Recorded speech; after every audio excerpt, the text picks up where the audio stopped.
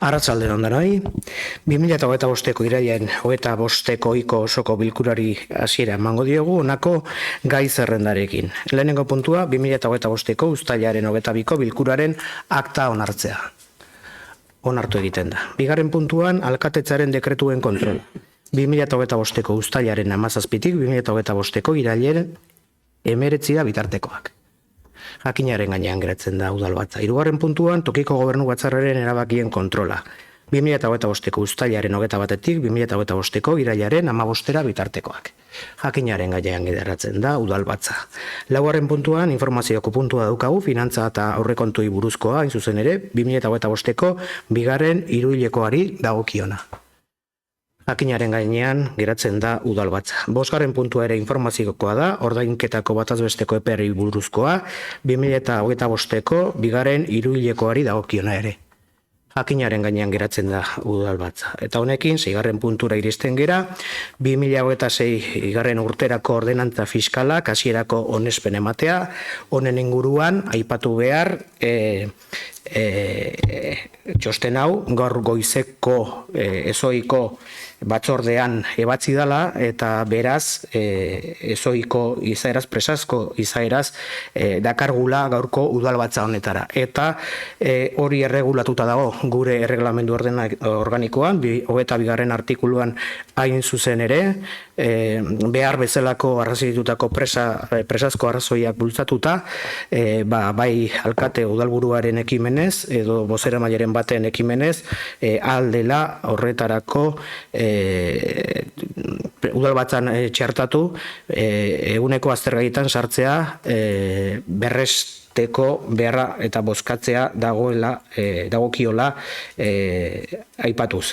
Esan behar, ordenantza fiskalak urte bukaerarako onartu behar dirala, beraien iragarki denbora ere araututa dagola, 30 egunez egon berdula horrek indarrean, eta beraz badagokigula presazko izaera hori gaurko udalbatza honetan sartzeko, ezoiko izaeraz eta presazko izaeraz, eta beraz aurretik, gaia jorratu horretikan, egin beharko denukena eta proposatzen dudana bozkatzea, berrestea, gai zerrendan sartzea gai hau. Bozkatuko dugu. Gaia berrestea zerrendan sartzekoaren aldeko bozkak. Amabi. Abstentzioak 9. Onartu egiten da.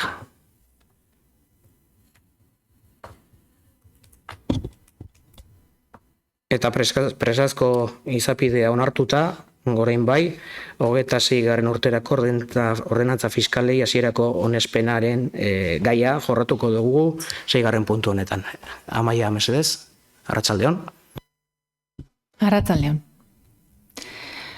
2026 urteko ordenantza fiskalak hasierako onespena. Oro har, toki erakundei buruzko apirilaren 7ko 2/2016 legearen lehen xedapen gehigarriak esartzen duenez, toki erakundeek emandako arauek besteak beste ordenantza forma hartu ahal izango dute. Ordenantza hori izaera orokorreko xedapentzat hartuko da iraunkorra izateko asmoz eta gizarte antolamenduaren helbururako eskubideak eta betebeharrak finkatze dituzte. Horrez gain, hirigintza eta zerga antolamenduko arauak barne hartzen ditu. Zerga antolamendu horri dagokionez, Gipuzkoako lurralde historikoaren zergei buruzko martxoaren 8ko 2/2005 foru arau orokorraren 4.1 artikuluak esartzen du, zerga araua garatzeko erreglamenduak egiteko ahalmena foru aldundiari dagokiola, ogasun eta finantzetako foru diputatua proposatuta. Argatik eragotzi gabe, toki erakundeei toki tributuak arautzen dituzten zerga ordenantzen inguruan dagozkien ahalmenak. Horri dagokionez, kontuan hartu behar da Gipuzkoako lurralde historikoko toki erakundeek zergak, tasak eta presio publikoak exigitu ahal izateko dagokion ordenantza fiskala onartu beharko dutela. Uztailaren 5ko 11/1989 foru arauak, Gipuzkoako toki ogasunak arautzekoak 15. artikuluan adierazten duen bezala. Eta udal zergak ezarri, ezabatu eta antolatzeko prozedura 16. artikuluan adierazitako dela. Halaber, aipatutako 15. artikuluan aurreikusitakoarekin bat etorriz, ordenantza horiek aldatzeko erabakiek ukitutako arauen idazketa berria jaso beharko dute, baita horiek onartzeko eta aplikatzen hasteko datak ere. Antolakuntza informazio batzordeak ala proposatuta udalbatzarrak aho batez edo gehiengoz erabakiko du, Lehena, hasierako onespena ematea ondoko ordenantza fiskalen aldaketari 2026ko urtarrilaren batetik aurrera indarrean sartzeko eta aldaketak nola egongo dira idatzita. Eta bertan zerrendatzen da nola egongo diran idatzita aldaketak. Bigarrena, espedientea jendaurrean jartzea 30 egun balioduneko epean interesdunek erreklamazio eta iradokizunak aurkeztu ahal izan ditzaten uztailaren 5ko 11/1989 foru arauak Gipuzkoako toki ogasunak arautzen dituenak 16. artikuluan ezartzen duenaren arabera. Jendaurreko informazio izapidea jakitera emango da udaletxeko iragarki taulan zein web orrian jarriko den eta Gipuzkoako aldizkari ofizialean argitaratuko den iragarkiaren bidez. Hirugarrena, erreklamazio edo iradokizunik aurkeztu ezean, ordenantza fiskalen aldaketa behin betiko onartutzat joko da, berariazko erabakirik hartu behar izan gabe. Dena den, indarrean sartzeko Gipuzkoako aldizkari ofizialean testu osoa argitaratu beharko da. Eskerrik asko, Amaia. Gaiaren inguruko xehetasun gehiago, ordenantza fiskalen proposamenen inguruan xehetasun gehiago jakiteko, hitza emango diot ogasun zinegotziari Iker Basurkori. Arratsalde on, Iker, nahi zunean. Arratsalde on, alkate, arratsalde guztioi. Ordenantza fiskalei buruz, aurten aldaketa batzuk egin dira gurudaleko arlo guztietan jaso diren proposamenei esker. Baita koefizienteak eguneratu eta atal batzuen idazketa hobetu ere.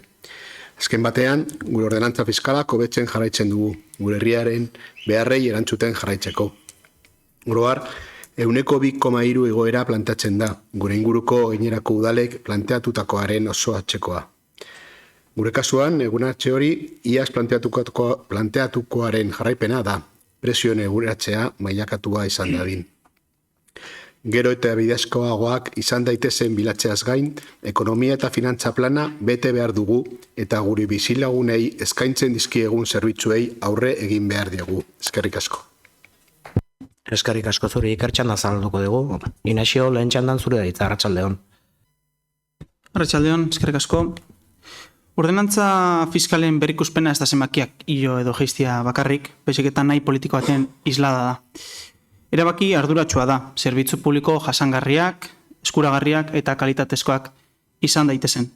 Berdintasunean eta progresibotasunean oinarritutako proposamena da, guria, 2,3ko igoera orokor batekin. Kontuan izateko, adibidez, 2024ko abuztutik 2025ko abuztura bitarte, KPI 2,7 igo da, eta horrek esan nahi du, zarauztarrei suposatuko diena, ordenantza fiskal hauen igoera, KPI baino baxuagoa dela bitare. Gaur onartuko ditugun ordenantza fiskal hauek, zarauztarren beharrei erantzungo die, inoiz baino gehiago kasu honetan. Etxebitzai dagokienez, arrotasunez esan dezakegu sozialistok, behar beharrezko izan dela gure proposamena eta gure bultzada, gaur ona ekarri ditugun aldaketa batzuk, hemen egoteko ez. Horietan nabarmenena izango litzake ondasun igezinen gaineko zergaren errekargua, etxebitza utxetarako. Orain arte 100% errekargu bat aplikatzen zen, etxebizitza utxei, zarautzen kasu 819 etxebizitza ziren, eta orain ordea, gaurko proposamenean errekargu hau 150koa izango da. Hau ez da izan erabaki teknikoat, eta ez da erez gehiago lortu nahi izateko, diru gehiago lortu nahi izateko. Gure lehenengo helburu izango litzake etxebizitza hauek merkatuan egotea. Zarauztarrok, bai alokairuan edo baitare salmentan eduki ahal izateko. Eta hori da guk nahi duguna, zarauztarrok, aukera horiek edukitzea. Honetaz gain, etxebizitza turistikoa edukitzea ez da izango salbuespena errekargu hau ez ordaintzeko. Gaur arte zegoen bezala hau eudeleko txosten baten ondorio da, eta baitare gobernu hau egiten ari den lanaren hildo beretik dijoa. Baitare azpimarratzearen irisgarritasunari dagokionez, 180ko bari esango dute, irisgarritasunari zuzendutako obra guztiak, eta gaur egun arte salbuespen batzuk bakarrik sartzen ziren bertan, eta hemendikan aurrera obra guztiak izango dira obari honen aplikagarri. Jasangarritasunari eta ekonomia zirkularari dagokionez baita ere, gobernu hau eta baita aldundia ere guztiz lerrokatuta dijoazti hemen. Jarduera ekonomikoaren gaineko zergan, 150ko obaria izango dute honetara dedikatutako enpresak eta baita honetara dedikatutako obrak ere.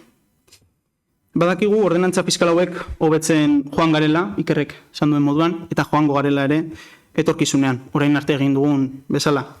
Urtetik urtera aldatzen joan den dokumentu bat dau, ez da dokumentu estanko edo itxi bat izan, eta horrela ulertzen dugu guk ere.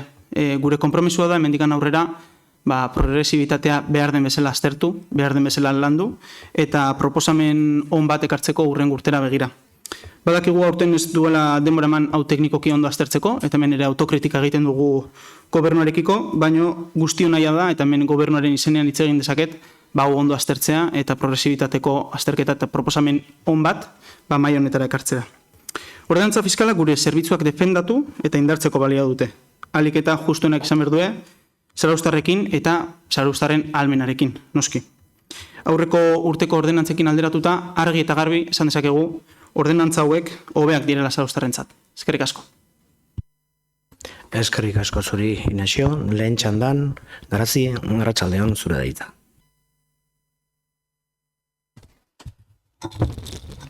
Arratsaldeon. Aurtengo ordenantza fiskalagan zirriborrea jasotean, egia esan, espero genuen urte luzez eskatzen aigean progresibitatean inguruko lanketa bat aurkeztuko zen igutela. Tamalez ez da horrela izan, eta aurreko urtean, udalbatzar honetan adostasun zabala egontzan fiskalitatearen, progresibitatearen beharran inguruan. Oaintxe Inaxiok aipatu du. Baina oraingoan ez du inolako aurrerapausorik eman eta hala adierazi diguzue. Aurreko urteko progresitaten alde esandako hitzak gure ustetan behintzat ezerezean gelditu dira. Eta argi izan berdeun kontu bat azpimarratu nahiko nuke. Zerga politika ez dela soilik kontu ekonomiko bat, herritarren bizi baldintzak hobetzeko tresna politiko bat dela. Gaur bozkatzea goazen proposamena kontutan izan da eta Ikerrek aipatu dituen aldaketak kontutan eukita, aldaketa orokor batzuk jatzote ditu batez ere. 2,3ko igoera orokorra eta idazkeran indako hainbat zuzenketa. Baina egia esan horretaz gain ezer gutxi gehiago. Aurten proposatzen zuen igoera onargarria iruditzen zaigu, naiz eta igoera honek ez lukeen danontzat berdina izan beharko. Progresitatea txertatzea beharrezkoa delako. Tributazioan berdintasuna eta justizia soziala txertatzeko aldaketak egitea beharrezkoa da. Bestetik, aurten egin duzuen aldaketa bat nabarmendu nahiko genuke, eta Inaxiok aipatu duain, ondasun ugezinen zergan barruan etxezbitza gutxei aplikatuko zaien errekargua 150 igotzea. EH Bildutik urteak daramatzau neurri hau eskatzen, eta orain arte ezinezkoa zela izaten zenutena orain posiblea emateu. Asko kostatu da, baina posi gauden neurri honekin. Errekargu hau ez delako neurri isolatu bat, baizik eta espekulazioaren aurkako politika koherente baten adierazle da. Etxebitzaren arazo larri honi aurre egiteko tresna juridiko, ekonomiko eta politiko guztiak baliatu behar ditugu. Horregatik, errekargu hauetan dagoen salbuespen batean konkretuki aipatu nahiko nuke. Lehen urtean aipatu genuen eta urtero egean aipatzen. 300 kilobatioko kontsumaren salbuespena. Hemen, etxebitza batek urtean 300 kilobati orduko kontsumatze baditu errekargua ez zaio aplikatzen. Gure ustez, kontsumo minimo hori ez da bizileku egonkor baten adibide fidagarri. Bigarren etxebitzek udalako erabilera puntualakin errez gainditze duen muga hori. Eta horrek utzi dauen etxebitzan zergan eraginkartasuna galtzia ekartzeu. Salbuespen hori kentzea proposatu deu, eta uste deu progresitateren printzipioakin bat datorrela. Bigarren etxebitza bat utxik mantentzeko ahalmena baldin baduzu, errekargu ordaintzeko ahalmena izango duzulako. Hau dena esan da, momentu hau erabil nahiko nuke, etxebitzan arazo larrian aurrian pausuak ematen jarraitu berdeula azpimarratzeko. Eta horregatik, ekarri nahi dugu gora, udalbatzar honetan, aurten, otsailean, oraingoz onartu zen mozio bat. Oraindik martxan jarri ez dan mozioa. Zarautz zona tentsionatu izendatzeko eskaeraren mozioa hain zuzen ere. Ordenantza fiskaleta itzuliz, uztailaren amaieran gure proposamena helarazi genizuen dokumentu iriki bat lanerako oinarri gisa ulertzeko eta adostasuna eta iristeko helburuakin. Baina hilaren hasiera arte ez dugu erantzunik jaso, eta noski are gutxillo negoziatzeko eta lanketa sakon bat egiteko aukeraik.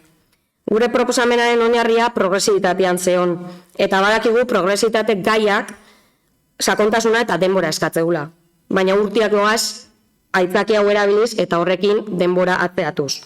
Denok ados baldin bagaude progresibitate aplikatzeakin, zergatik ez gazten bihar bertan lanian.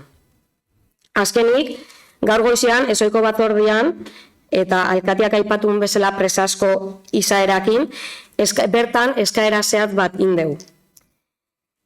Guri aipatu zaigu progresitatean inguruan lantzeko aukera ikuste dezuela, eta lan hori egiteko mahai batzuk edo sortuko dituzuela. Orduan bertan, esan deuna izan da, EH Bilduk progresitatea lantzeko sortuko dituzuen lantalde horietan parte izan nahi dula. Eta gutxienez konpromiso idatzi bat onartzia non adierazten dan. Aurten bertan, hasiko gala fiskalitate progresibo baten alde lanean. Oraingoz ez dugu erantzunik jaso.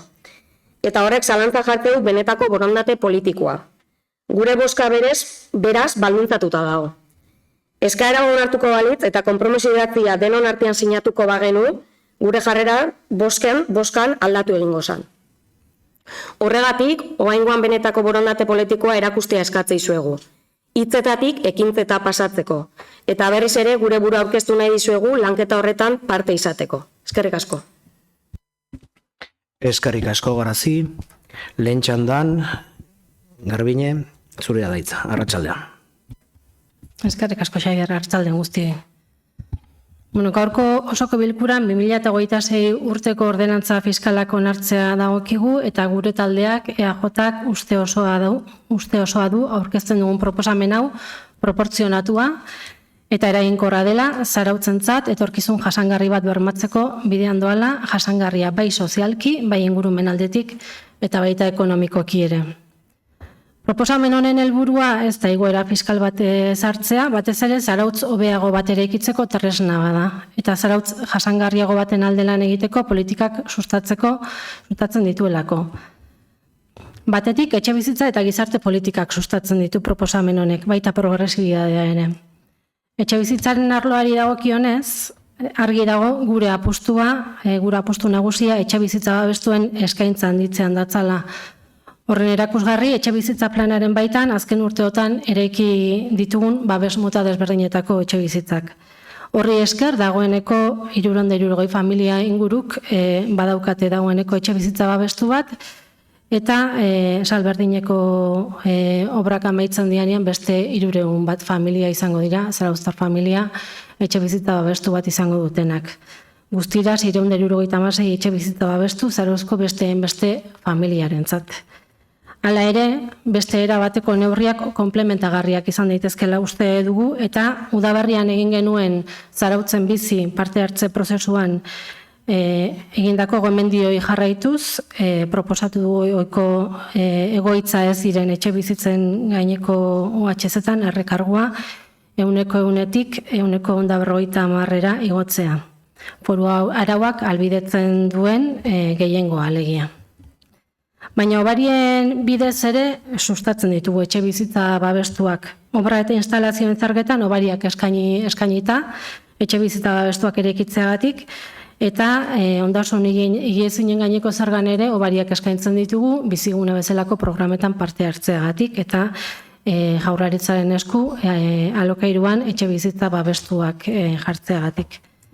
Gizarte eta irisgarritasun arloi dagokienez, aplikatzen ditugun zergek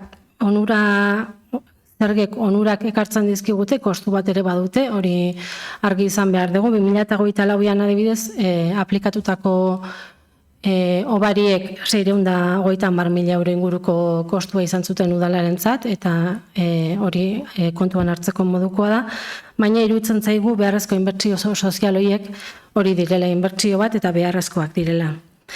Inbertsio bat da, irisgarritasun unibertsala bermatzeko obretan ematen ditugun obariak ematea, baita talde zaurgarrientzako ematen ditugun obariak, edo tarifa sozialaren bidez obariak behar gehien dituztenentzat ematea, hori ere bada inbertsio bat. Diru sarrera apalak dituztelako edo egoera berezietan daudelako, familia ugariak dielako, desgaitasun arazoengatik, edo guraso bakarreko familia dielako. Hain zuzen ere, hauxe izan zen lehengo urtean hartu genuen konpromisotako bat eta bete dugu. Ingurumen jasangarritasun politikak ere sustatzen ditugu, ordenantza fiskal hauen bidez. Obariak eskainiz, energia berriztagarrietan inbertsioak egitegatik, energia eraginkortasuna hobetzeko obretan, ekonomia zirkularrarekin zuzenean lotutako jarduera ekonomikoak jartzeagatik, ibilgailu elektrikoak izateagatik eta kargapuntuak instalatzeagatik. Hau da, ordenantza fiskalen bidez apustu argia egiten dugu transizio ekologikoaren alde baita ere.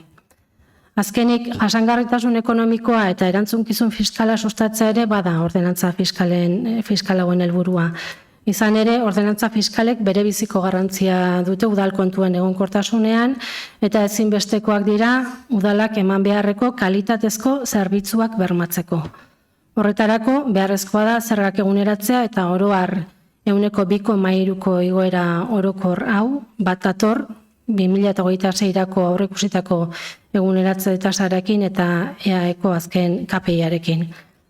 Beraz, ordenantza fiskalen proposamena aipatu zerbitzuen kalitatea bermatzen jarraitzeko adinakoa dela uste dugu, behar ekonomikoen eta karga fiskalen arteko oreka mantenduz.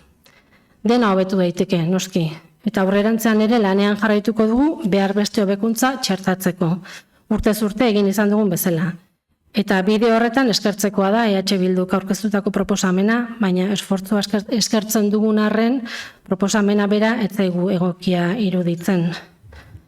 Bat egiten dugu helburuarekin, bereziki hementxe daukatzuen proposamena eta hemen daukazute sarreratako kapenean aipatzen dezute EH Bilduren kezka nagusia zaurgarrienak diren pertsona eta bizikidetza unitate horiek jasaten duten egoera larriari aurre egitea dela. Da, erabat bat egiten dugu horrekin, horretara dijoalako tarifa soziala. Hori da, progresibidadean eremuan egiten duguna postua tarifa soziala eta hauxe da helburua.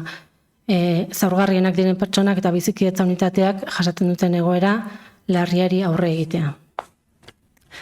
Eta gero hemen bildumatxo bat egiten dezute, herri desberdinetan aplikatzen dien hobarien inguruan eta proposamen zehatzak hemen dauzkat. Lehenengo bi proposamenak zergen ingurukoak dira, hain zuzen ere OHZ-etan eta trakzio mekanikoko ibilgailuen zerga arautzen duenan, eta bi proposamen hauek ez dira guk momentu honetan ordenantza fiskaletan jasota dauzkaguna, baina progresiboagoak. Aitzitik, esango nuke, Zarauzko udalak daraman ibilbidean atzera pauso bat litzatekela hain zuzen ere, guk momentu honetan Zarautzen familia errenta estandarizatu erabiltzen degulako hobariak kalkulatzeko momentuan, horrek kontuan hartzen ditu, diru sarrerak, familiako kideen kopurua, baina baita ere beste ezaugarri batzuk adibidez desgaitasunak. Eta zuek guk honen hau erabili aurretikan erabiltzen zen sistema batetara atzera pauso bat proposatzen dezue, hain zuzen ere diru sarrerak eta seme-alaba kopurua bakarrekan kontuan hartzen ditunak. Eta horixe da, bi zerga hauen inguruan komentatzeko daukaguna. Beste alde batetikan proposamen batzuk egiten dituzute baita tasa eta prezio publikoen inguruan, badakizute gure eredua hor tarifa soziala dela, noski gaudela prest beste proposamen batzuk aztertzeko eta teknikoki aztertu beharko dira ez bakarrekan eragin ekonomikoa, baita eragin eduki dezaken tarifa soziala kentzeak eta beste erabateko progresioa ezartzeak eta ia norbait babes gabe utzi dezaken, departamentuek ia gaitasuna daukaten horri aurre egiteko, beraz, lanketa serio bat behar du bai. Eta proposamen konkretuetara joan da, udal euskaltegian progresibidadea txertatzeak eta errenta aitorpena aurkeztu behar ezateak, eta aipatu genizuen bezala, kontutan eukita diru laguntza egunekoak kasu batzutan, eta gutxienez 195 diru laguntzak ematen dianean horiek ordaintzeko ez diogu zentzu gehiegirik ikusten. Kiroldegian eta musika eskolan, esan dizuedan bezala, guk tarifa sozial ezarrita daukagu, aztertu beharko litzake nola talka egin dezaketen batzuk besteekin. Udaleku irekietan ere zaurgarrienak tarifa sozialak babesten ditu, eta momentu hontan gainea lehengo urtetikan aurrera, hor sartuta daude baita, beste bi giza talde, hau da familia ugariak eta ama bakarreko, guraso bakarreko familiak. Eta Gazteria departamentuan inguruan egiten dezuten proposamena begiratuta, azkenian Gazteria Departamentuak antolatzen dituen txangoak 2 euro eta 15 euro bitarteko kopuru bat eta zaigea, baina kopuruak nahiko simbolikoak dira, batez ere izena eman eta parte hartzeko konpromiso bat eskatze aldera, eta hor etzaigu iruditzen hor txertatu daiteken ikan progresibidade bat zentzu hortan, errenta aitorpenak aurkeztu eta 2 euroko txango bat ordaintzeko. Hor jasota daukaguna da eta hori iruditzen zaigu egokiena, seme-alaba bat baino gehiago dauzkatenak egoera hortan, obari batzuk izatea, seme-alaba kopuru bakoitzagatiko. Eta hemen proposatzen duzute baita 9 hilabetez ikastaro batean egon ezkero beste obari bat, baino Gazteria Departamentuak ez du ikastarorik antolatzen. Beraz, progresibidadean lanketa ikusten da, lanketa sakon bat eta seri bat egin beharrekoa dela, eta konpromiso hartu genuen hitzez zuekin, progresibidadean gaia lantzeko, proposamenak garaiz egin, ondo aztertu proposamen horiek daukaten eragin guztia, eta ondoren ikusiko dugu adostasun politikotara iristen gean, baina gauzak sakon aztertu ondoren. Laburbilduz, gure ustez gaur onartzeko aurkeztu ditugun ordenantza fiskalek, horrekatzen dituzte batetik gure herriari zerbitzu hobea emateko beharrezkoa den udalogasun sendo bat, eta bestetik ordenantza fiskalen bidez arlo sozialean eta ingurumen arloan eragiteko dugun gaitasuna ere baliatzen dugu. Eskerrik asko, Garbiñe. Bigarren txandarako aukera, Inazio, zure da hitza. Bai, arratzaldean, berriro. Pixkat erantzunez Bilduri, nik uste gaurko elkarbanak eta honetako hitz garrantzitsuena progresibitatea dela, eta progresibitatea banderatzat hartze dula guztiok, eta zuek ere bai. Eta ondo deritzau, gu ere horren alde gaude, baina kuriosua ditu zaigu doble bara de medir hori, ez? Zarautzen hainbeste progresibitate, baina alboko herritan, zurrutira joan gabe, zuek gobernatze dezuen herritan hain progresibitate gutxi, eta hon bitartian. Horren kasua adibez Orio, inongo progresibitateik ez da hon herri bat, eta Getaria, ezkena lau oso urrutira jun. Hor baita ere komentatzeko, ibiko errekarguan inguruan bi herri hauek, bat euneko errekargua daka, eta beste bat euneko 50-ekoa. Osake, baita ere gure alturara iristeko, oandikan eztabaida politiko asko datzeela iruditzen zait.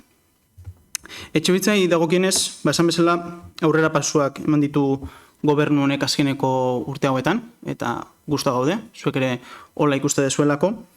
Eta gure konpromisoa da, aurrera pausuak ere, aurrera pausuak ematen jarraitzia, zuek diozuen bezala, zona tentsionatua izendatzia dakaun Zarautz, ze gaur agertuan bezala, zona tentsionatu izendatziak igual ekarri lezake, ostatu turistikoen etetea, moratoria bat, baizik eta luzerako etete bat. Eta hori ere guretzako alderdi positibo bat izango litzateke. Konpromisoari dagokionez, guk argi diogu, guk konprometitzen gara, aurten progresibitatea aztertzera, debatitzera, hitz egitera, bai teknikoki, bai politikoki, gu ere ados gaude progresibitatea txertatzen, eta ikusten ea teknikoki posible den, eta hor, bai, eskua zabaldu nahi dugula alderdi guztiei, hitz egiteko, eta gure prestotasuna azaltzeko.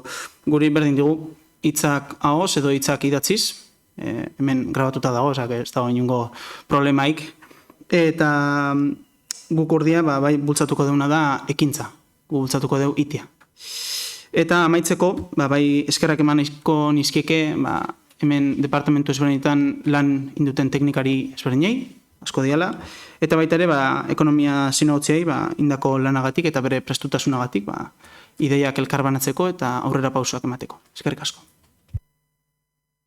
Eskerrik asko zuri, Inazio. Bigarren txandan, Grazi, zure da hitza.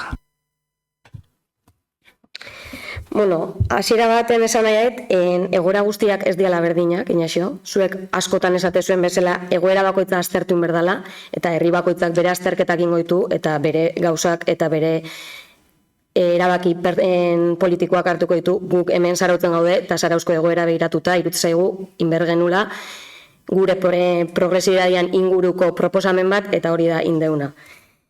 Eta, orain hori hartuta, iruditzen zaigu lanketako dokumentu bat sana, ekarri ezuela plenoa, nun berez guk hasieratik esan deun, hau ez dela proposamen itxi bat, baizik eta irikia dela eta danon artean helburua zala adostasun eta iristeko. Hemen esatia proposatu deula 0,4 zentimo igotzea, 0,08 igotzea edo diru laguntza emate dian eta kubritu gabe gelditzoian hogeietan progresibitatea eragitia, iruditzen zaigu hori dela bileretan inberdana eta bilerak eon inberduen zerbait diala. Eta guk eukideun bilera bat izan da, ordu erdi bat dokumentua irakurrita agertu ginana. Orduan, uste deu gure aldetikan, ustaia bukaeran aurkeztiakin aurrera paso bat eman deula eta guk aurkezpen hori gure borondate guzti honenakin indeula eta lanketarako benetako intentzioa genekalako, ikuste deu batzutan dokumentu horiek zertako balio guen, bakarrik dela plenotan ateatzeko. Eta, hola, ez dakit bainetan badakizuen zer dan lanketa bat itia elkarlanean. Iruditzen zait, eset. Bestetik, esan nahiko nun, Inaxok esan dula behai konpromiso hartze duela, zuei bendikan ez dizuet entzun gaurko plenuan konpromiso hartze zuela progresidadia lantzeko intentzioakin, ze zuen ustetan progresidadia badao gaur egun ordenantza fiskal hauetan. Aipatu nahi deu, progresidadia ez dela bi tarifa eukitzia. Bi tarifa horietan progresidadia asko galtzea. Tarifa soziala dago eta beste danak berdina ordaintze deu. Berdin du irabazi 30.000 edo 80.000 urtean. Orduan, gehiago ordaindu duena, gehiago irabazi duena, gehiago ordaindu berdula siniste deu, eta gutxio irabazte duenak gutxio. Hori da progresidadia, ez bi tarifa eukitzia, eta tarifa sozial horretan bakarrik eskudatzea. Orduan berriro egingoet galdera, konpromiso hartzezue, naiz eta ez izan idatzia gurekin ebai elkarlanean, elkartu, benetan elkartu, eta ez aurreko hilabetean ere ez, aurreko asteko bilera batea deitu eta bertan guk proposatuta oain dela bilabete eukiden dokumentu hori aztertu gabe, ze bilera horretan ez genuen aztertu, esan zan bakarrikan esesko pare bat eta listo. Gurekin laneako ikustezue zuen burua, benetan nahizue lankidetza bat, progresibitate bat lantzeko lankidetza, Inaxio komentatu nez, bentsat prestutasuna badao elkartzeko, zuei galdetze zuetea joteai baita ere, aber badakazuen. Eskerrik asko, Garazi, bigarren txandan, Iker, zure daitza. Eskerrik asko. Bueno, para cerrar. En primer lugar, y no quiero que se llene la boca con progresividad, la palabra progresividad, porque la estamos usando como si fuera un eslogan y yo creo que es algo mucho más serio. No es una palabra con tiza en la pizarra que se pone y se quita en un santiamén, sino que es un tema que lleva mucho trabajo detrás. Sobre todo cuando el barco está en marcha y no partimos de puerto.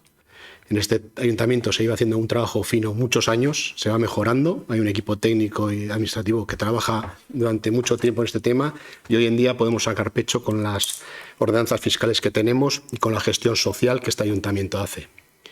Con lo cual todo lo que vayamos a implementar tenemos que estar muy seguros de que es viable, de que es factible desde el punto de vista de trabajo que nos va a generar y de que va a ser beneficioso para la ciudadanía, mejor de lo que tenemos. Tenemos una tarifa social, tenemos unas bonificaciones, como ha dicho mi compañera Garbiñe, que están muy bien y que dan respuesta a la sociedad actualmente. Con lo cual, como decía mi aichona, las pruebas con gaseosa y poco a poco. Entonces, nosotros, nuestro compromiso, mi compromiso, lo adquirí hace 6 años. Cuando firmé, cuando admitimos el cargo, mi compromiso era con la institución, con mi partido obviamente y con la ciudadanía, de hacer el trabajo lo más serio y lo más profesional posible. Y en eso voy a seguir hasta que me vaya, trabajando y mejorando todo lo posible, todas las ordenanzas y todo lo que pase por mis manos, con los técnicos, con las administraciones, con los administrativos y con todos los departamentos. Lo que no vamos a hacer es pruebas suicida o pruebas piloto con los impuestos, con las ordenanzas, con temas muy serios que afectan a muchas áreas de este ayuntamiento y a la ciudadanía también. Ese es mi compromiso. No me hace falta firmar ningún otro documento. Si lo quieres lo coges y si no, no hará así. Mi compromiso va a ser ese y vamos a trabajarlo. Nosotros las propuestas que nos lleguen de las diferentes áreas las analizaremos, daremos el punto de vista desde Economía y Hacienda y si evolucionan y se ve que se pueden ser implementadas, se compartirán con vosotros para seguir trabajándolas y desarrollándolas. Si eso os vale, bien. Si no os vale, pues bueno, seguir esperando y seguir hablando de la progresividad, de una palabra vacía y no como queremos que sea una palabra de verdad.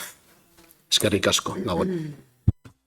Eskerrik asko, Iker, honekin bigarren txanda izten dugu, eta beraz bozkatu egingo dugu jarraian 2026 garren urterako ordenantza fiskalak, hasierako onespena.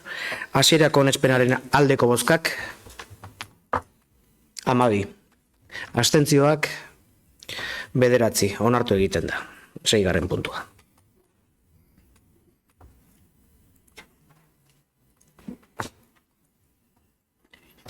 Jarraian, 7. puntuari helduko diogu. Zarauzko plan orokorraren aldaketa ostatu turistikoaren erabilera arautzeari buruzkoa espedienteari hasiera ematea. Amaia, mesedez.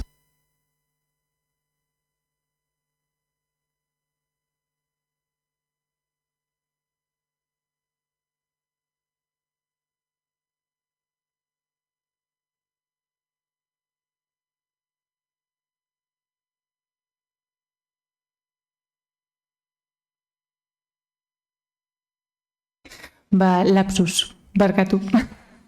Nahaztu ingo nuan beste zeo zerrekin.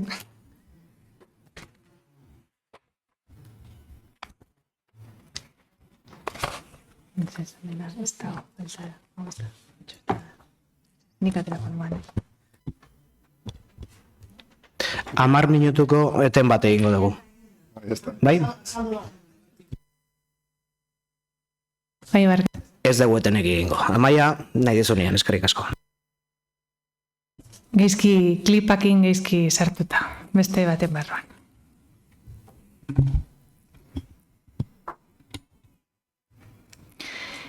A ver, momentu bat, Espedientea aztertu eta eztabaidatu ondoren lurraldeko informazio batzordeak honako irizpena egitea erabaki du. Zarautz 2030 plan estrategikoan jasotako helburuen artean, besteak beste, apartamentu turistikoei eta etxebizitza eta logela turistikoei buruzko araudi espezifiko bat idaztea sartu du Zarauzko udala. Duela gutxi, partaidetza prozesu bat eginda eta ondorioen artean, 2 proposamen jaso dira. Araudi hori egiteko prozesua hastea eta lizentziak aldi batean etetea, araudia onartu arte. Jurisprudentziak babestu egin du hirigintza planak tresna gisa erabiltzea udalerrietako ostatu turistikoen jarduerak arautzeko. Espedientea aztertu ondoren eta hirigintza eta ingurumen departamentoak txostena egin eta gero udalbatzarrak abatez edo gehiengo honako hau erabakiko du. Lehena, Zarauzko hiri antolamenduaren plan orokorra puntualki aldatzeko espedientea hastea, ostatu turistikoen erabilera arautzeko. 2. Prozesu horretan herritarren parte hartzea programa onartzea. Erabaki honi eransten zaiona. 3. Urtebeteko etenaldia jartzea eta beraz tarte horretan ez egitea ostatu turistikoen establezimendu eta erabilera berriak esartzeko txosten baimen lizentzia aurrekomunikazio eta erantzunkizunpeko adierazpenik. Turismoaren uztailaren 28ko 13/2016 legean aurreikusitako establezimendu eta erabilera guztia kontuan hartuta. Etenaldiak ez die eragingo ez establezimendu eta ostatu turistikoa jartzeko aurrez emandako obra lizentzien ondoriozko jardueren aurrekomunikazioei, ez hoteli erabilerako berariazko kalifikazioa duten partzelei. Etenaldia bere gehienezko epea igarotzen denean iraungiko da. Eta indarrean egonez gero hasierako onespenaren ondoren erabakiko den etenaldiarekin ordezkatuko da. 4. Erabaki hau eta aipatutako programaren laburpena Gipuzkoako aldizkari ofizialean eta udalaren webgunean argitaratzen. Eskerrik asko, Amaia. Eztabaida zabaldu horretik, Garbine Jarbide, hirigintza eta parte hartze zinegotziari emango diotitza, xehetasun gehiago jasoteko. Garbine, nahi dezunean. Eskerrik asko, Xabier. Proposamen hau ez da bapateko erabakia, baizik eta ibilbide luze eta sendo baten emaitza. Gure udalerriaren beharrei erantzuteko eta gure herritarren ongizatea zaintzeko helburuarekin egindako azterketa eta parte hartze prozesu baten emaitza. Egintaldi honen lehen hilabeteetan du sorrera, baina atzerago ere jo daiteke idazkari handiak aipatu bezala, Zarautz 2030 plan estrategikoan jasotzen direlako helburuak. Esan bezala, egintaldiko lehen hilabetetan, etxebizitzaren eta besolairuetako lokalen inguruko azterketa bat jarri genuen martxan, eta horren emaitza izan zen, iaz aurkeztu genuen etxebizitzaren egoerari eta etxebizitza eta apartamentu turistikoen eraginari buruzko azterlana. Azterlan horretan bildutako datuetan oinarritutako hausnarketa bat egiteko beharra ikusi genuen, eta hausnarketa hori herritarrekin partekatzea ezinbestekoa iruditu zitzaigun. Horretarako jarri genuen uda aurretik, zarautzen bizi prozesua, eta prozesu horretan gai asko landu ditugu, tartean apartamentu eta etxebizitza turistikoen gaia. Prozesu horretan, adostasun maila zabala izan zuen etxebizitza turistikoak eta apartamentu turistikoak berariaz arautzeak. Eta momentu honetan, gure plan orokorrak ostatu erabilera arautzen du orokorrean, hau da, ez du bereizten ostatu erabilera desberdinetako araudian, eta modu bereiztuan arautzeko beharra atzeman da.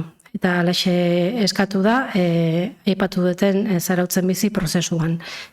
Helburu horrekin eta ikusirik erabilera horiek arautzeko tresna egokia plan orokorra dela, gaurko bozketaren bidez honako erabakiak hartuko ditugu.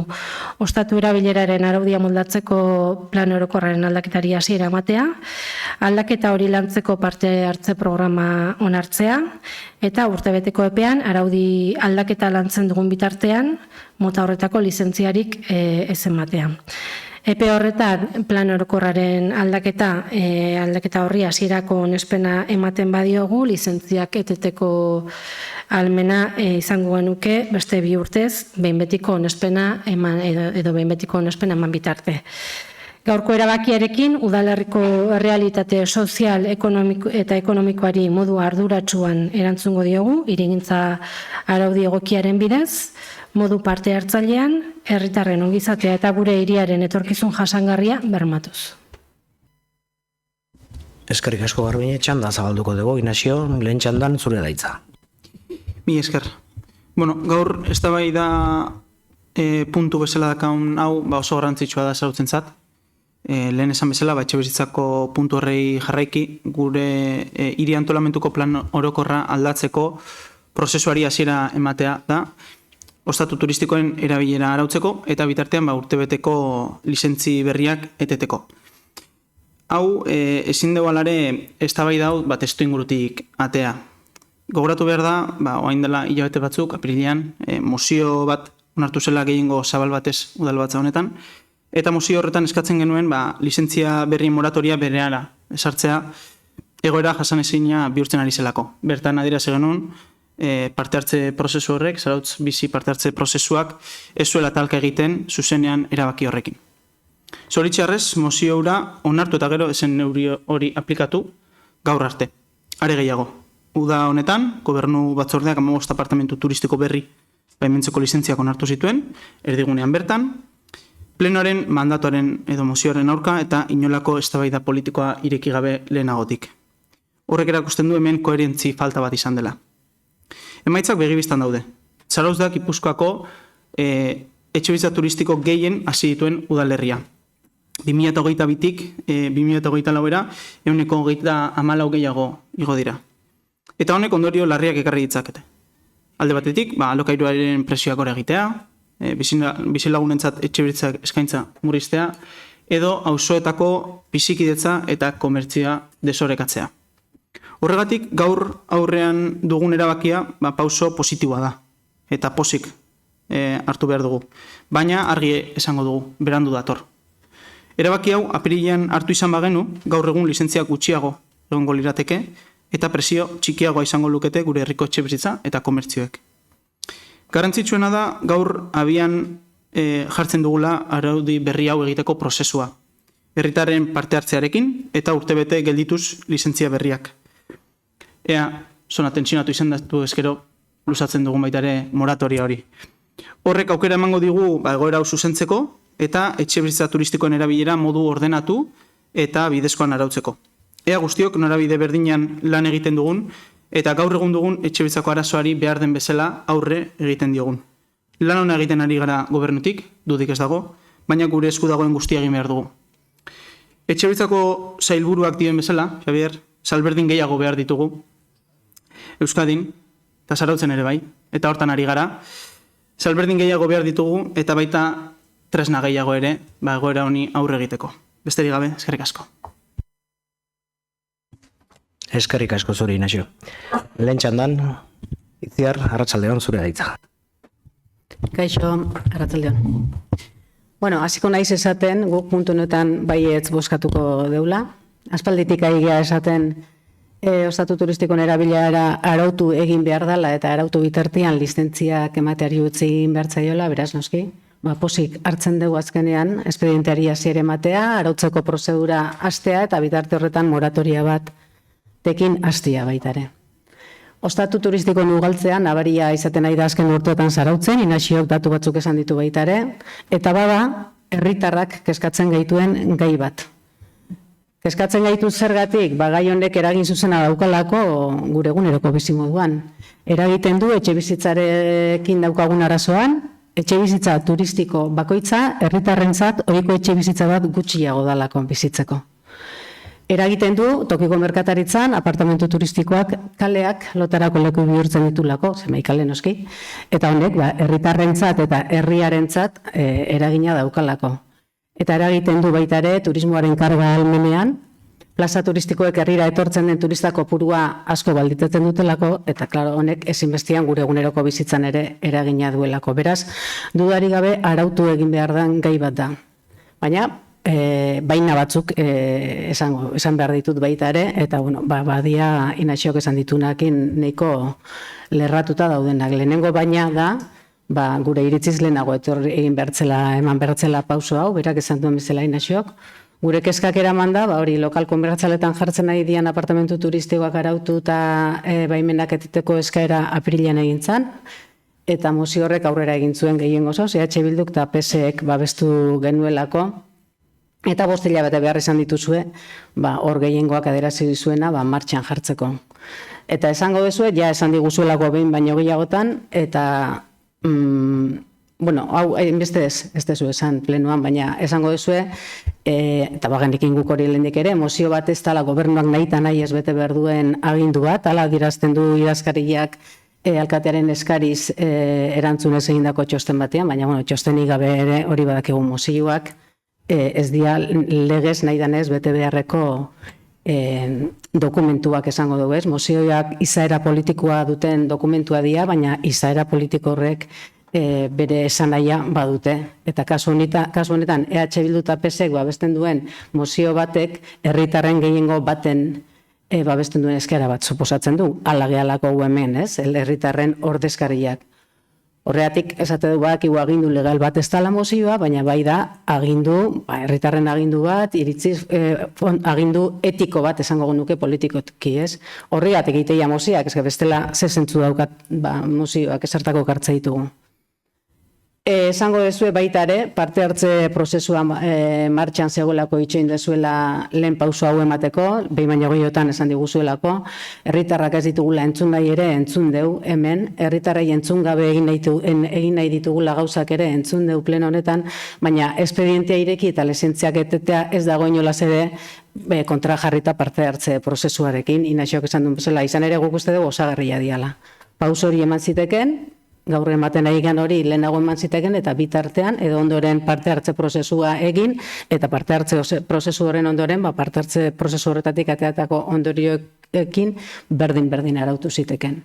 Eta ez da txorakeria, ze 5 hilabete horiek suposatu duena Zarautzako, 5 hilabete hauetan etxebizitza turistiko bat gehiago eta apartamentu turistikoetako 15 gela esan ditu Inaxio, baina 19 gela gehiago irekitzeko obra lizentzia eman dia 5 hilabete hauetan, ez? Eta asko irute zaigu. Egia esan, deigarria egin zaigun gauza da, ez dakit ala dan ziurtasunez, ezin dau ziurtatu, baina iruditzen zaigu, baimen horiek eman arte itxoiten neontzatela espediente irekira emateko.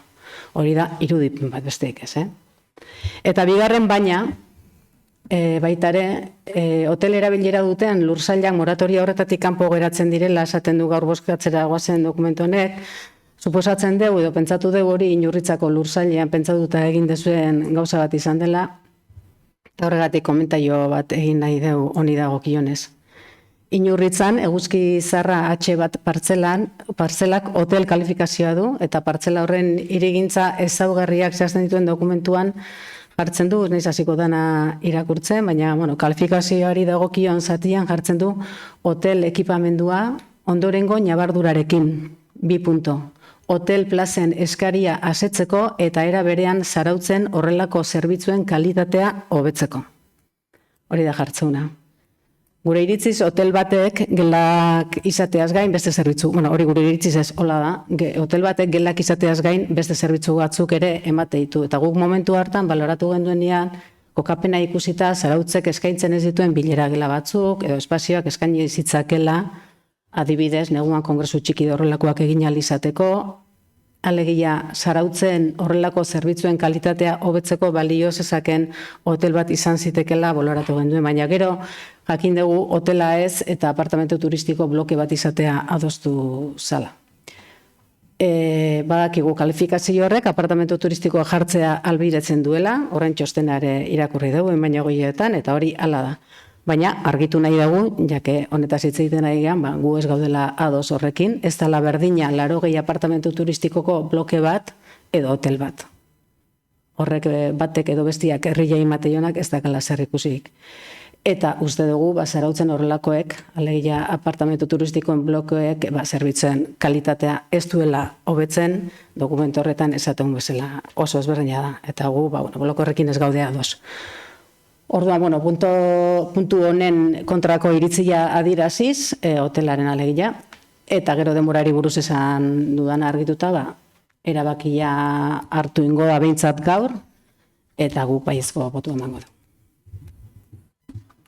Eskerrik asko Itziar, lehen txandan, Garbine, zure daitza. Eskerrik asko, Xabier. Azken hilabetetan batzuk eta besteak saiatu dira apartamentu eta etxebizitza turistikoen gaiarekin zarata eta nahasmena sortzen eta gu isilik egon gara. Baina ez esateko ezerrez genuelako. EAJak seriotasunez eta arduraz heldu dio gaiari agintaldi honetako lehen momentutik. Neronek hirigintza eta etxebizitza ardurak hartu eta berehala etxebizitzaren eta B solairuetako lokalen inguruko azterketa bat jarri nuen martxan.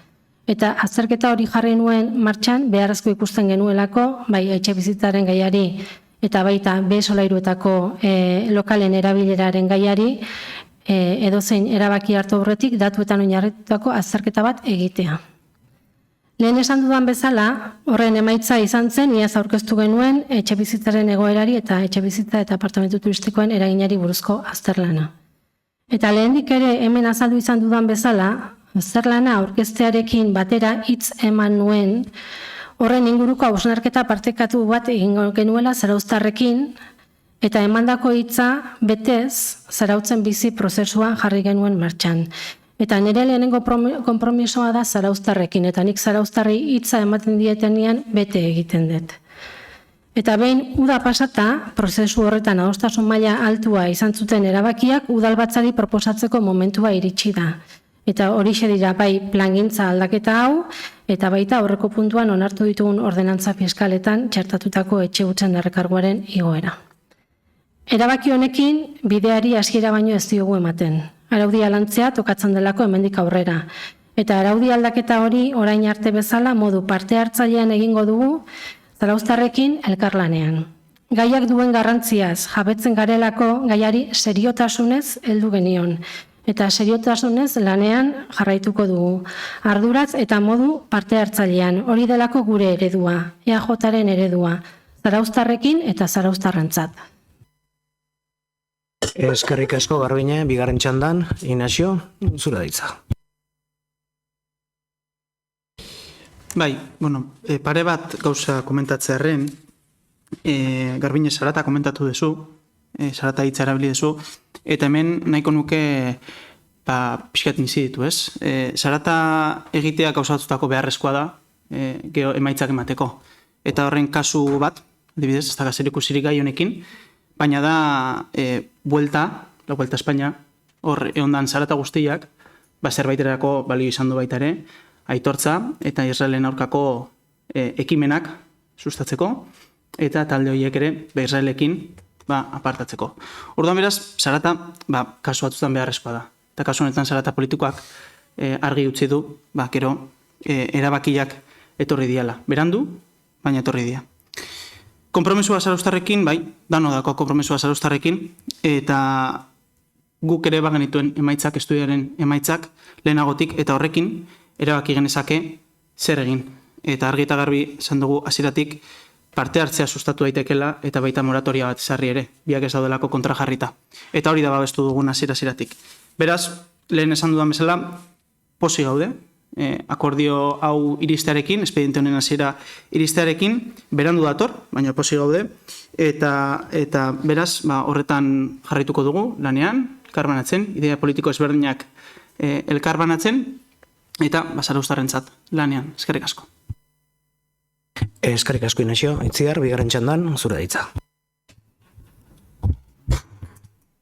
Motz-motxian, bakarrik zarata eta nahasmena sortzea esan diozu gure iritzia adierazi eta herrian eragiten saiatzeai, eta nik esan beharretan bakarra da pentsatzen dugula, ez bakarrik ez dela hori zarata eta nahasmena sortzea, baizik eta gure zeregina dela, hemen balin bagaude, gure iritzia adieraztia eta saiakera egiteko gure iritzia horren arabera eragiten herrian. Egin behar dan gauza bada, ez pagenu egingo, ez gineakeiko gure lan egiten. Eskerrik asko Itziar, izteko bigarren txandan, Garbine, zure ditza. Eskerrik asko Xabier. Esan dako erantzute aldea. Zarata eta nahasmenana ikusten dut, bai batzuk eta besteak zuentzat hartu ezutela. Nik batzuk eta besteak esan dut, eta batzuk eta besteak ulertu dezute, antza denez. Inaxok aipatu ditu lehenengo txandan, etxe bizitza turistikoak, apartamentu turistikoak, pixkat nahaztu ditu, etxe bizitzaren gaia, pixkat nahasmena sortzea ere bada, baina eta berriz, apartamentu turistikoak egiteak, etxe bizitzan eragina daukala, eta moratoria eskatu zen apartamentu turistikoentzako, ez etxe bizitza turistikoentzako. Hortik aurrean. EH Bilduk esaten du lehenago hartu behartzala, eta bitarte hortan, etxe bizitza turistiko bat gehiago baimendu dela, eta apartamentu turistikoak. Zuen moratoriak ez zuen etxe bizitza turistikoen moratoria bat eskatzen.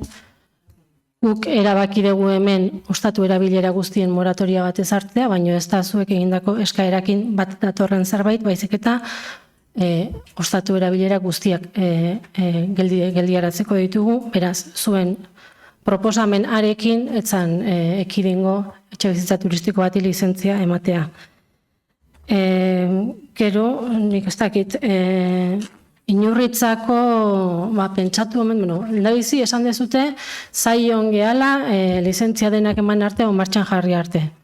Nik ustet argi azaldu betela, azterketa bat egintzala, azterketa hori egin ondoren hitz eman nuela parte hartze prozesua martxan jarriko zala, parte hartze prozesua eginda udaran bukatu da, eta udaran dakizuten bezala, udala gelditu egiten da, eta azkeneko osoko bilkura uztailean egintzan, eta gurrengo lehenengo osoko bilkuran hementxe dakart, hau, beraz, geldirik ez dugu euki ezer.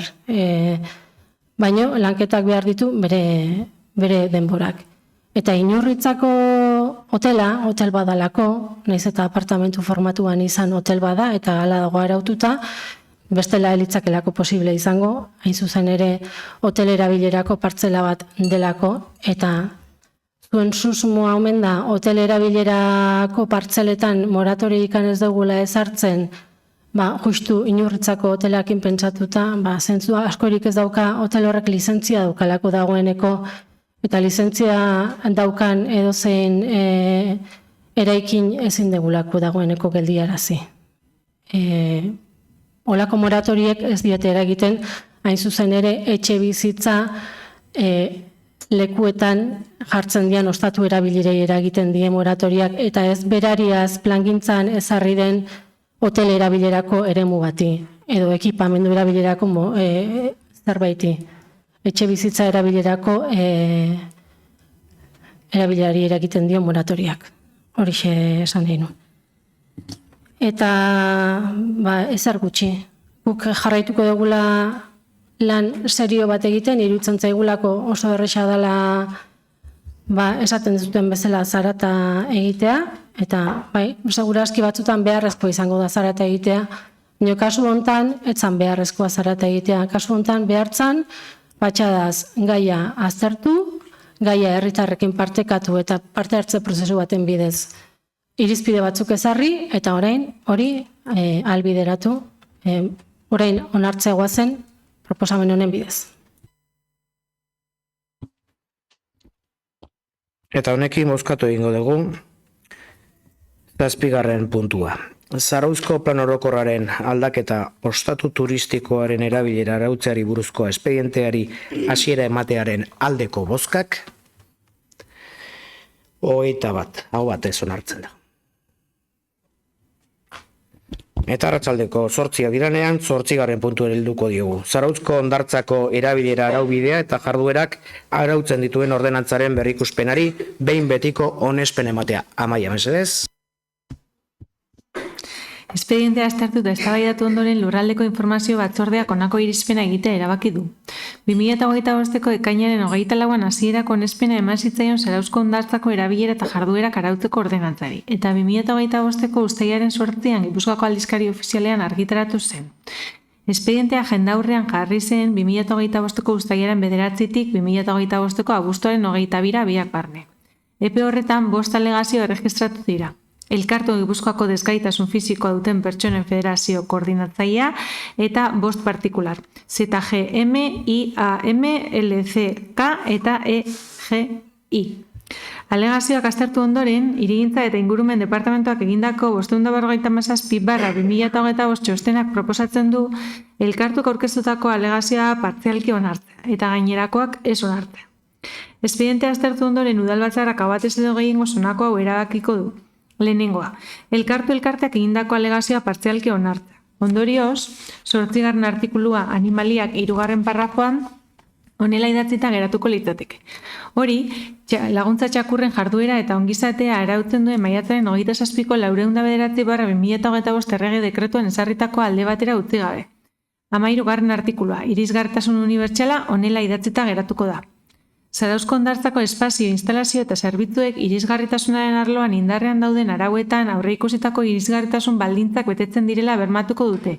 Bai eta beharrezko zentzuzko egokitzapenak egingo direla ere desgaitasuna duten pertsonen eskubidei buruzko konbentzioan aurreikusitako baldintzetan.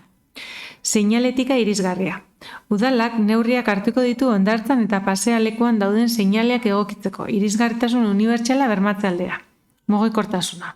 Zarauzko hondartzak mugikortasun urriko pertsonentzako bainu zerbitzu egokitua bermatuko du, gainerako zerbitzuak ematen diren uda denboraldi osoan eta horretarako bainatzeko edo hondartza erabiltzeko eta gozatzeko prozesu osoan beharrezkoak diren baliabide pertsonalak eta laguntza produktuak emango ditu. Bai eta espazio, instalazio eta zerbitzuetan ezinbesteko irisgarritasun unibertsaleko baldintzak ere, zerbitzua behar bezala emateko. Beti ere, Zarauzko hondartzaren uneko baldintzek horretarako aukera ematen badute. Bereziki itsasoaren egoerak eta mareen eraginak. 2. Lehen aipatutako gainontzeko herritarroiek, lehen esan ditutenak, egindako alegazioak ez onartzea. 557/2025 txostenean azaldutako arrazoiengatik. 3. Behin betiko onespena ematea Zarauzko hondartzako erabilera eta jarduerak arautzeko ordenantzari. Udalbatzarraren hasierako onespena jaso zuen testua da lehenengo puntuan azaldutako aldaketarekin. 4. Alegazioak aurkeztu dituztenei akordio honen berri ematea aipatutako txostenaren kopiarekin batera. 5. Ordenantzaren testu osoa Gipuzkoako aldizkari ofizialean argitaratzea. Ordenantza argitaratu eta 15 egunera sartuko da indarrean. Eskerrik asko, Amaia. Azalpenak eman eta txanda zabaltzeko zure txanda da, dana batea, Inesio, zure daitza. Perfecto, eskerrik asko. Zarauzko hondartzako ordenantza berri hau behin betiko onartzera goaz. Ordenantza hau gure espazio natural eta sozial nagusian, hau da hondartzan, bizikidetza, segurtasuna, irisgarritasuna eta jasangarritasuna hobetzeko tresna da. Prozesu luze bat eta prozesu parte hartzaile luze bat ere izan deu. Ordenantza ekainean onartu genuen behin-behinean eta hilabete terdiz jendaurrian egon da. demora horretan 5 alegazio ezberdin jaso ditugu, idazkari Andreak esan bezala, eta guztiak arretaz aztertu ditugu departamentutik, eta beraiei dagokien txostena egin digu. Gaur alegazio bakoitzari erantzun argi bat ematen saiatuko naiz baita ere. Nabarmendu nahi dut, lehenengo puntua bezala, elkartu desgaitasun fisiko duten pertsonen federazioaren ekarpena, haien alegazioa dela eta testua zertxo baita aldatuko da, eta ondorioz 8. artikuloko 3. parrafoa aldatuko da. Gainerako alegazioi dagokienez berriz, ez dira onartu eta hurrengo arrazoi hauegatik izan da. Ondarretan zuloak egiteari buruzkoa, kezka partekatzen dugu, baina ezinezkoa iruditzen zaigu hori ondo tipifikatzea ordenantza bertan. Zaldiak ondartzan ibiltzeari buruzkoa, interesgarria izan arren, ezin da bateragarria izan ondartzako gainerako pertsona eta segurtasunekin. Eta hala ere, bai komentatu nahiko genukela, 12. artikulak aurre ikusten duen bezala, ekintza berezi eta puntual gisa ere antolatu daitezkela ekintza hauek. Tabakari buruzkoa, erabaki irmoa da bai udaletxe honena eta bai gobernu honena ere. Ondartzan erretzea debekatu nahi dugula. Ez da kapritxo bat, eta datuek hala esaten dute. Azkeneko urtetan, bai kanpainak, bai konoak, edota ekintza ezberdinak egin arren, azkeneko ikerketek dioen bezala, 20%, ondartzetako ondakinen 20% zigarrokinak dira, mikroplastikoekin batera, dagoen ondakin gehiena. Eta horregatikan, urrats bat gehiago eman nahi deu, 7/2022 legeak ezartzen diguna. Eta azkenik, beste alegazio bat, hainbat artikulu berrikustea eskatzen duena, eta ala nola, adibidez, ondartzan logitearen edo arroketako fauna astoratzeko debekoaren aurka. Gogorazi behar da kasu honetan, neurri hauek dagoeneko bai estatu edo autonomia erkidego mailako legetan badaudela, eta ordenantza honek barkatu ez duela neurri hauek indartu besterik egiten. Labur bilduz, entzun dugu, alaratu dugu baitare, eta testuare hobetu dugu. Ordenantza hau, sendoagoa, inklusiboagoa ere bada gaur egun. Gure ondartzan jasangarritasuna indartzeu, ingurunea babestu eta pertsona guztiak baldintza berdinetan gozatzeko aukera ziurtatzeu. Eskerrak eman nahi dizkiet herritarrei parte hartzeagatik, udal teknikariei egindako lanagatik eta baita ere udal alderdi politiko ezberdinei egindako elkarlanagatik eta egindako ekarpenegatik. Ondartza guztiona da eta ordenantza hau guztion konpromisoa da baita ere. Zaintzeko eta arduraz gozatzeko. Eskerrik asko. Eskerrik asko zuri, Inazio. Bigarren txandariek ezean, bozkatu egingo dugu. Beraz, 8. puntua. Zarauzko ondartzako erabilera araubidea eta jarduerak arautzen dituen ordenantzaren berrikuspena behin betiko onartzearen aldeko bozkak, 21 aho batez onartzen da. Honekin, 9. puntura iristen gera, eskari galderena, eta aipatu behar aurreko udalbatzetan erantzuteko gai bat geratu zela, hain zuzen ere urban klima, Zarauzko urban klima aktuazioaren finantziazioaren inguruan, eta horren inguruan adierazten dizuet 2025ko ikainaren 9an, Zarauzko udaleko tokiko gobernu batzarrean, hartutako akordioan zera jasotzen zela. Erreferentziazko proiektuak 1.975.554 euroko aurre kontua du, 1.349.013 euro azpiegitura hobetzeko partidan eta gainontzekoa beste partida batzuetan jasoko da, eta horietatik 696.223 euro Europako funtsekin finantzatutako dira hitzarmen honen bitartez, eta 769.313 euro Zarauzko udalak finantzatuko ditu. Dena den, udalak asumituko duen kostua 350.000 euro ingurukoa ere jetxi daiteke, kopuru horretaraino, baldin eta Eusko Jaurlaritzak 2026 urteko aurrekontuetarako aurreikusita duen 250.000 euroko diru laguntza ematen badio, onartzeke dagoena. Proiektuarekin hasteko, IOB erakundeak, Jaurlaritzako IOB erakundeak aurre finantziaketarako kopuru bat ematea proposatu zuen, €150.000 euro, eta adenda bat sinatu zen aurre finantziaketa hori erregulatzeko. Aipatutako adenda tokiko gobernu batzordeak onartu zuela, 2024ko azaroan 25. bilkuran honakoa erabakiz.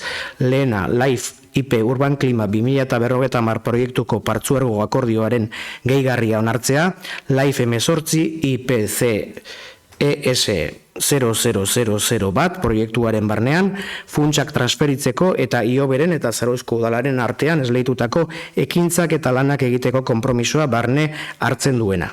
Ioberen aldetik adierazi digute erreferentziazko proiektuak Europako funtsen laguntza duela LIFE IP Urban Klima 2050 dokumentuaren bidez, aurkeztutako dokumentuen arabera, industria transizio energetiko eta jasangarritasun sailaren laguntza eta udalaren funts propioen bitartez finantziatuko delarik. Eusko Jaurlaritzaren 2026 garren urteko aurrekontuak ez daude onartuta, denodak igun bezala, aurrekontuen zirriborruan klima aldaketara egokitzen direla erakusten duten hainbat proiektu babesten dira eta horien artean dago Zarauzko proiektua. Eusko Jaurlaritzaren 2025ko ekainaren 3an Gobernu Kontseiluan onartu zen bezala. Azaldu digutenez, 2026ko aurrekontuetan partida txertatzeko proposamenean Zarauzkoak kontutan izan dute, hala ere aurrekontuak indarrean egon arte noski ezingo da kopurua baieztatu.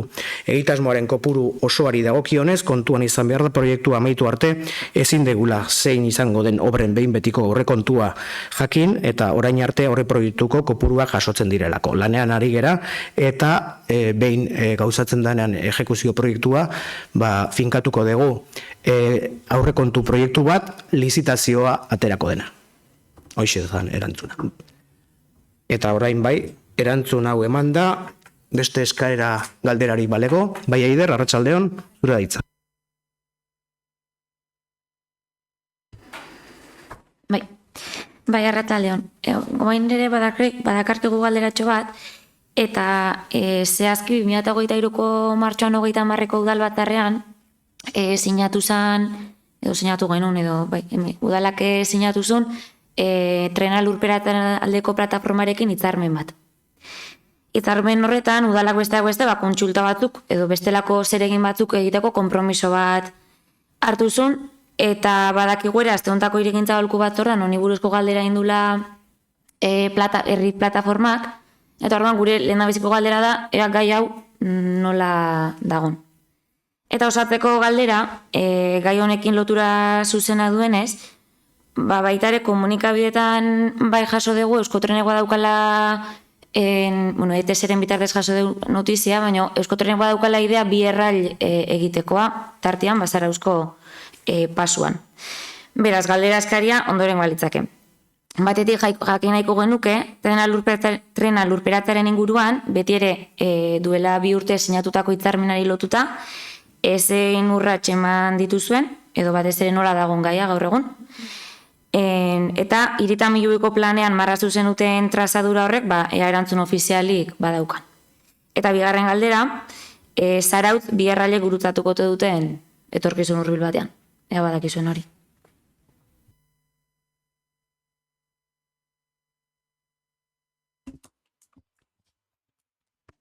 Marra berde horren aurka zuek bozkatu zenuten.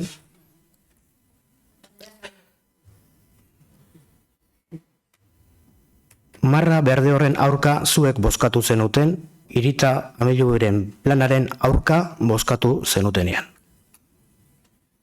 Beraz, lurperapenaren ekialdeko soluzioaren aurka bozkatu duten bakarrak zuek izan zerate udaletxe honetan. Hori abia puntu bezala. Amiluburiko aldaketari ezetza ematea, trenbidearen irtenbide horri ezetza bozkatze izan da, baina lasai. Zeren, Alderdi Sozialistak eta Euskal Alderdi Jeltzaleak horren alde bozkatu dugu. Zuek aurka. Iruditzen zait,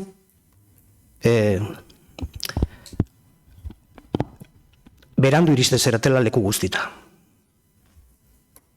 Aukera dagonean trenak ies egiten dizute. Aukera izan zenuten, baietza bozkatzeko,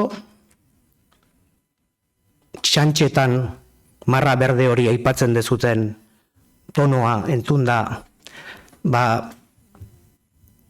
ez dezute sekula serio hartu, nabaria da, galdera egiteko moduan, eta marra berde hori oso serioa da. Hain serioa da, abian jartzen eragoa zen plan orokorraren revisioan, segura eski ebertuko dalako. Eta PTS-etan agertzeko dokumentazioa bidali digulako. Zuek kontra bozkatu zenuten marra berde hori. Beraz gu pausuak ematen ari gera, eta noski marra berde hori ETS-ek badauka. Eta tanteatu du, eta leheno gauzagarri etzana irita beste modu azalako, eta zuek aldaketa horren aurka bozkatu ez zutelako, agian noiz bat posible bada, beste bine izango da zueren kontrako bozkarekin, eta beste guztio bultzaka eta tiraka gaudelako. Dudik ez izan. Herri honetako erabaki garrantzitsuenak hartzekunean, alde batera egiten dezutelako, perfilez jartze zeratelako, eta berandu iriste zeratelako. Agian hemendik 10 urtetara, ados egon zaitezke marra berde horrekin. Eta gainontzeko data eta gai teknikoak zehaztuko dizkizugu. Beste eskaera galderarik? Besterik ezean, arratsaldeko 8 eta 4 diranen bukatutzat ematen dugu gaurko udalbatza. Arratsalde on danoi, gauena izan.